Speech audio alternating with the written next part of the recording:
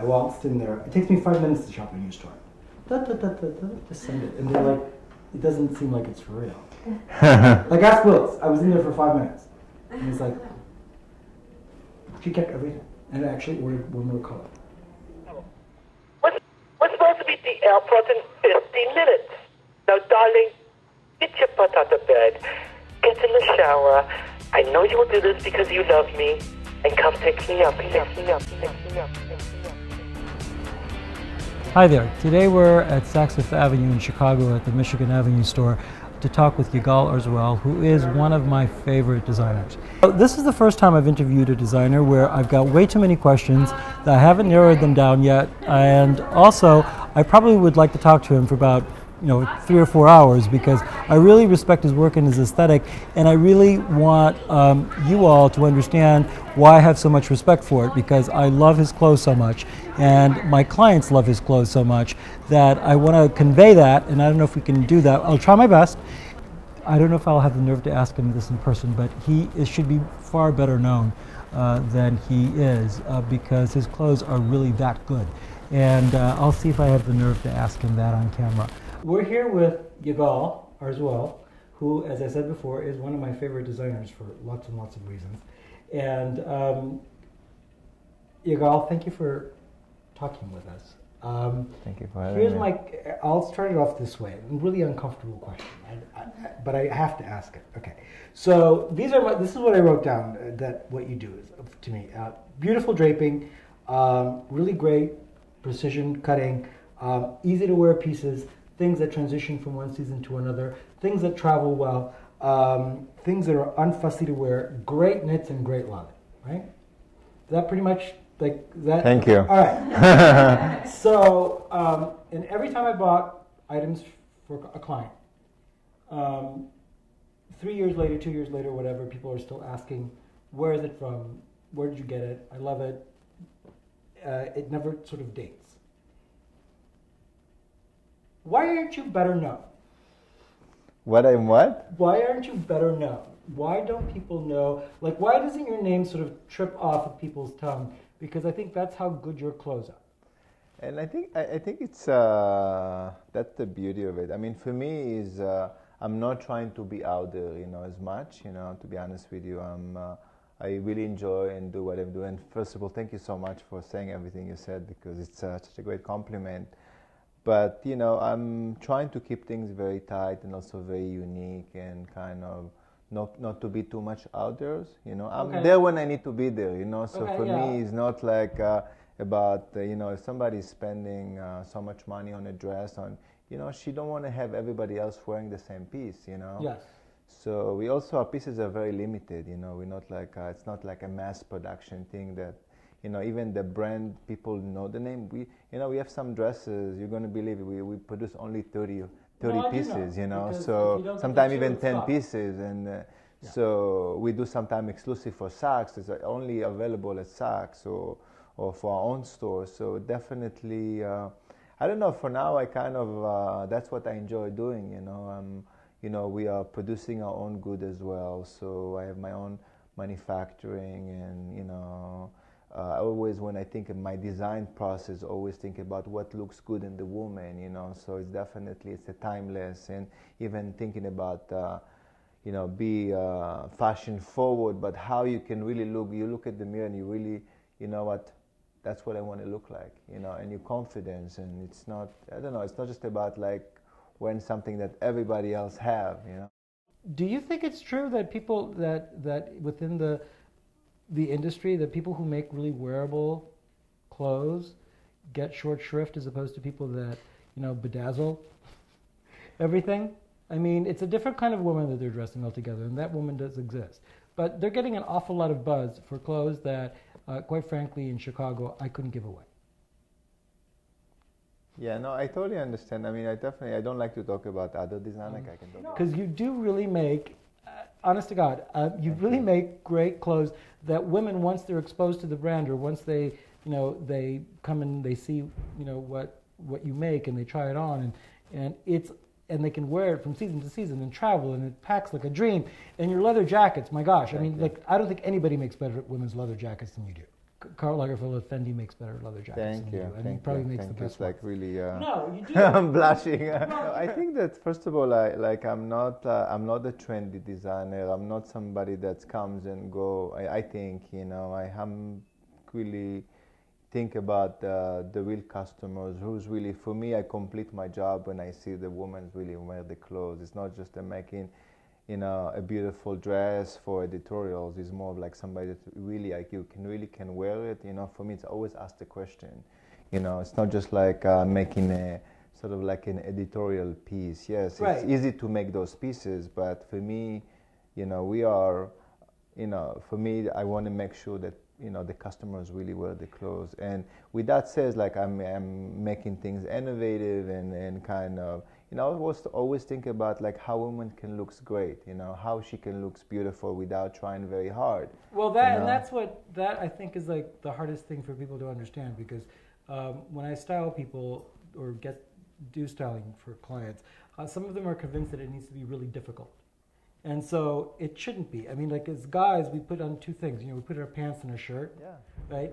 But women think it's got to be so much more difficult than that, and it shouldn't have to be. And so let me kind of change a little bit direction here. You're born in Israel, but your parents are French Moroccan, right? That's true. So I've always felt like I've always seen a vague Middle Eastern influence in your work, but it's never like obvious that it's Middle Eastern until like you sort of find out that you read that, oh, it's like, oh, it's Israel, okay, French Moroccan. I can see like all of that somewhere, but it's not, again, like this, let's just do, Chinese stuff, like right. This last season on the runways, which really bothered the daylights out of me because it was clear pandering to the Chinese market, and not very, I don't think it was very thoughtful. Is that where does some of that ease? Because there's a different way of dressing in the Middle East. Yeah, I mean, I don't really think about it. I think that for me as a designer, I'm sure there's a lot of influence that I get from growing up. I travel around the world. A lot in Europe. I have a lot of European influence.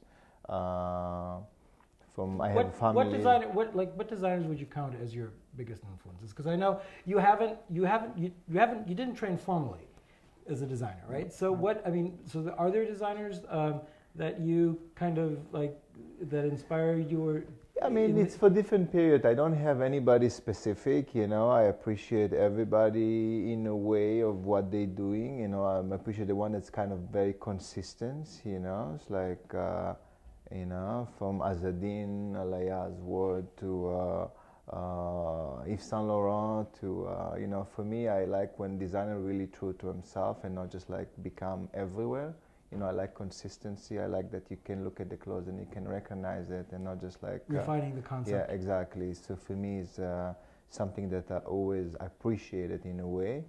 I think there's a lot of great designers today, like Riccardo Tisci, I think he's doing a great job. Albert Elbaz doing an amazing job. I mean, it all like in their own ways, like really captures the women's, and I think it's. But for it's most definitely I appreciate it, But it's like the key thing is always be true to yourself. This is how customers don't come from season to season and they see different things, Leather jackets, because I really love your leather jackets. Tell me about how those come about and how you evolve those pieces, because if I had to pick the pieces that I love the most, your leather jackets, your women's leather jackets would be the ones.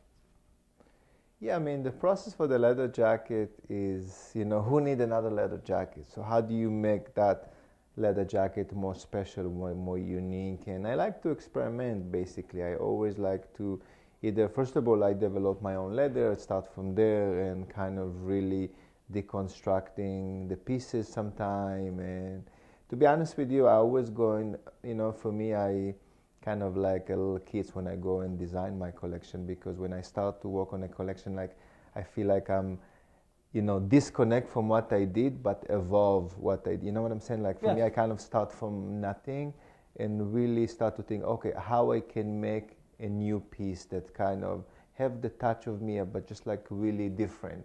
If the customer want to buy a new style or a new, you know, and I kind of, you know, just kind of play, not really knowing what I'm doing, you know. It's just kind of deconstructing. I do a lot of draping and deconstruction on the garment, you know, like tailoring and playing. Just kind of experimenting, I will say that, you know, just playing with that, you know. It's kind of, you love it, you kind of drape it, or you put a sketch together and then like, no, I don't want it, let's change that, let's move the sleeve. I do a lot of these things, and that's why in the collection you see a lot of like a coat that's become like 3 pieces, you know, like you can wear it in 2 different ways, and just kind of playing with the collections, you know. Well, and the thing is, it's interesting that because that's exactly how it comes out. Yeah, exactly. Because when I say that people think of your clothes as versatile and seasonless and all the stuff I said before, it really does come out that way. So yeah, and a lot of the thing I tell you, sometimes customers don't get it the first season, but the one that buy it, they're like, oh my God, I can't live without this piece. You know, I heard it so many times. Like I went to see one of my clients like a couple months ago, and I saw like one of my old pieces, and she told me, you know how many people is like looking for that piece, and she couldn't like, you know, she was so excited. Like I have a client who's worn and she told me out. when I wasn't sure if I wanted to buy it, but when I really wore it, like it's like. I have a client who I bought something to replace something she's worn out. Specifically, bought a piece the last time I was in the store to replace something that she's been wearing for 4 years and has practically worn out. It was striped, so I bought something that was striped. It's not the same thing, but it's got stripes on it. So I said, this is your new striped thing that you'll wear out for a couple more years. And that is why I love your clothes, because there's so many disposable pieces that are just like it for and that season. We put a lot of thought, and I try to keep things, you know, simple and wearable in the same time. So it's also, you know, I put a lot of energy into it. It's not just like, I'm not just somebody that like really put a sketch together and go ahead and make it. You go through a lot, you know. It's like from sourcing for the material, for example, it's the leather, the lining, the kind of fusing we use, the zip, it's everything together, just like, so it's a lot of energy. It's like I'm kind of, you know, cooking my own food all the time, you know. So it doesn't let somebody else do it. Yeah. And that would go back to the first question that I sort of asked, is that, you know, so you can't be everywhere. Yeah. So it would lose the essence of what you're trying to make if there was more of it. Yeah. Okay, so, you know, a little Goldilocks. I have 2 hands. Goldilocks problem. Yigal, thank you so much. Thank you very much. Thank we'll see you tonight at the party. Looking forward. Okay. And I appreciate everything and, hope, you know, all your support. Is all I can do. Thank you. Thanks. I know you'll do this because you love me, and come pick me up.